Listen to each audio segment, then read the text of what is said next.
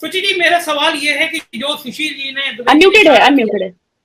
सुशील द्विवेदी जी ने जो इशारा किया, आज कई महीने हो गए हैं आपका प्रदेश अध्यक्ष तय नहीं हो पाया उत्तर प्रदेश में।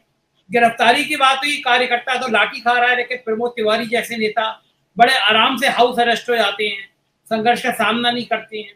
लेकिन दुर्भाग्य है, कांग्रेस का ऐसे ही नेता उच्च सदन में, निचले सदन में भेजे जाते हैं और कार्यकर्ता जो लाठी खा रहा है उसको पूछने वाला कोई नहीं है।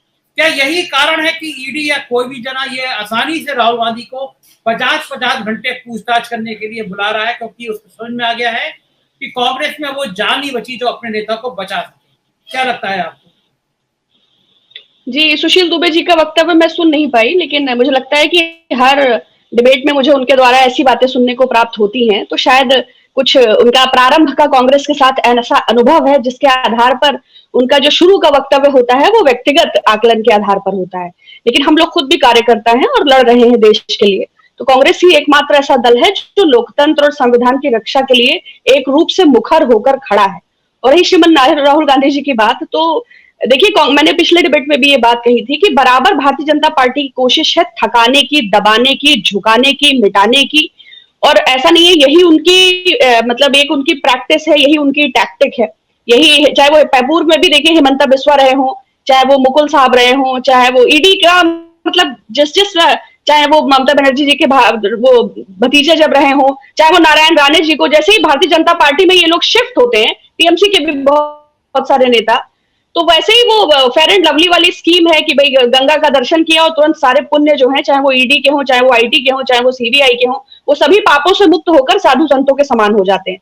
तो और राहुल गांधी जी के लिए जो परसेप्शन, जो नैरेटिव गवर्नमेंट क्रिएट करने की कोशिश कर रही है, मुझे लगता है कि सभी पत्रकार हों या इंटेलेक्चुअल्स हों, तो ये क्रिएटेड परसेप्शन या जो लीक्ड फुटेज के माध्यम से, तो हमने तो यह भी अपील की थी कि भाई जब हमारे ही बड़े नेता नहीं मिल पा रहे हैं तो आप एक लाइव टेलीकास्ट कर दो, एक कैमरा कर दो, पूरी प्रक्रिया को निष्पक्ष और पारदर्शी रूप से सभी चैनलों पर टेलीकास्ट कर दो।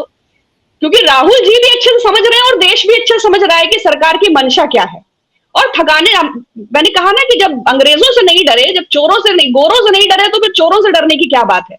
तो समय निश्चय ही हमारे विपरीत है और सरकार सभी प्रकार के हथकंडे अपना रही है, लेकिन डरने, दबने, झुकने या थकने का कोई प्रश्न ही नहीं है। तो बिल्कुल स्पष्ट है कि हम अपनी लड़ाई को लड़ते रहेंगे और ये सिर्फ क्या कहूं मैं, अटर हरेसमेंट है। It's a kind of revenge, it's a kind of retaliation, या जो भी सरकार की प्रक्रिया है, अब वो जिस तरह से भी इसको लागू कर रहे हैं, जैसे अभी शायद रविकांत जी भी बोल रहे थे ना कि मायावती जी की खामोशी को देख लीजिए एक लंबे काल से, है ना, लालू यादव जी की जेल को देख लीजिए, या समय समय पर अखिलेश यादव जी के लिए भी कुछ ना कुछ निकलता रहता है। तो सरकार को ये डिक्टेटरशिप की ये पहली निशानी ही है ना कि उसे अपने खिलाफ एक भी आवाज बर्दाश्त नहीं होती। तो चाहे पेगासस का स्नूपवेयर रहा हो, चाहे वो गब्बर सिंह टैक्स का काल रहा हो, चाहे नोटबंदी रहा हो, चाहे वो सीए एनआरसी के प्रोटेस्ट रहे हो, चाहे कृषि का आंदोलन रहा हो, चाहे आशीष टेनी बगल में लेके खड़ा, बहुत सारी, मतलब number of things are there. लेकिन राहुल जी खड़े हैं, राहुल जी के पीछे कांग्रेस खड़ी है, हम और आप खड़े हैं, और हम इस देश की आत्मा को और इस देश के लोकतंत्र को इतनी आसानी से मरने नहीं देंगे। कांग्रेस का आखिरी व्यक्ति भी सरकार की इस दमनात्मक नीति का, इस उत्पीड़न का अंत तक सामना करेगा, अंत तक। बाकी तो युद्ध है, तो किसी चीज को प्रमाणित करना या किसी विषय को एक पक्ष में कह पाना तो शायद उचित ना होगा, लेकिन हम लड़ेंगे और ये पूरी तरह सब अनर्गल है, प्रलाप है, प्रपंच है। सुची जी, कांग्रेस हाईकोर्ट गए थे, राहुल गांधी जी हाईकोर्ट गए थे, लेकिन हाईकोर्ट ने भी नहीं माना। अब मुझे आपकी आवाज नहीं मिल पा रही है संजय जी। सुची जी, आप आवाज आ रही है, नहीं आ रही अभी आपको? सुन पा रही हैं आप? मेरा मानना यह है कि राहुल जी हाईकोर्ट गए थे, हाईकोर्ट ने कहा कि जांच होनी चाहिए, ईडी को जांच करनी चाहिए। अब आ रही है। हाँ हाँ, देखिए अब हाईकोर्ट ने भी कहा सुची जी, तो अगर कुछ गड़बड़ नहीं हुआ तो पूछताछ किस बात की? नेशनल हेराल्ड की जमीन क्यों खुर्द-बुर्द की गई?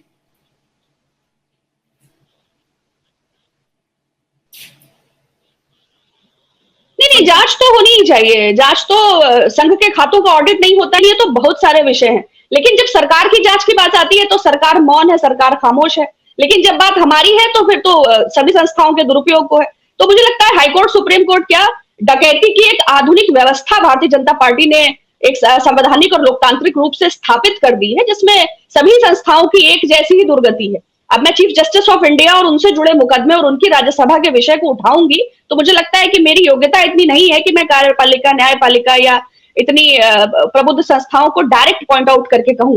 लेकिन हम और आप भी अच्छी तरह से जानते हैं कि किस तरह व्यवस्था का दुरुपयोग हो रहा है, किस तरह दमन हो रहा है। तो दौड़ तो वही है, वो चाहे हेमंत करकरे को लीजिए, चाहे जस्टिस लोया साहब को लीजिए। सरकार चाहेगी तो आवाज उठेगी, सरकार नहीं चाहेगी तो फिर धृतराष्ट्र सत्ता में है। लेकिन हम सामना करेंगे और हम सामना कर रहे हैं और हम निष्पक्ष थे। ये सरकार की निर्लज्जता है जो हमारे शीर्ष नेतृत्व को इस तरह फ्रेम करके पॉलिटिकल बैकड्रॉप में उनका हरासमेंट किया जा रहा है, लेकिन हम इसका सामना करेंगे।